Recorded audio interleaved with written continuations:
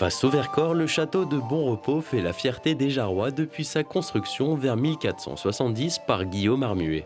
La guerre de Cent Ans terminée, les châteaux forts laissent place au château de Plaisance. Loin des douves et des donjons, le château de Bonrepos renferme tout de même ses trésors et ses secrets. La légende dit que Louis XI est venu chasser le loup, a dormi dans le château et il a bien dormi. Du coup, il a laissé le nom au château Bonrepos. Donc à l'intérieur, vous avez la glacière. Ça fait partie des premières glacières qui se trouvent à l'intérieur des châteaux. Il y a également le retable dans la chapelle, le retable, un des trésors du Dauphiné, dont l'original est au musée de l'ancien évêché. Donc là, on est dans la cave aux victuailles. Les jambons, les victuailles, les saucissons étaient pendus au crochet. Cette cave a été faite avec un coffrage en bois. On voit les traces des planches.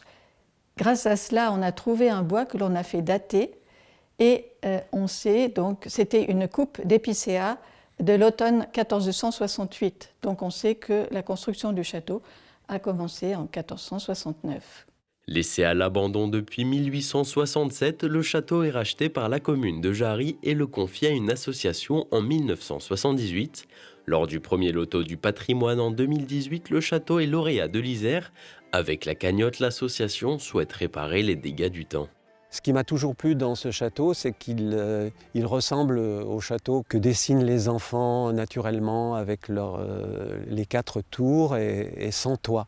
Alors justement, il y a un problème de toit parce que le toit s'est écroulé en 1917. On a eu ce 48 000 € qui nous ont permis de commencer la cagnotte pour refaire le toit du château. J'espère qu'en milieu 2025, ce serait bien si on voyait apparaître le toit.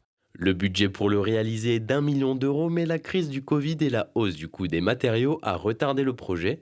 Pour les visites, le château est ouvert le 3e dimanche de chaque mois et l'association propose toute l'année des pièces de théâtre uniques dans ce cadre exceptionnel.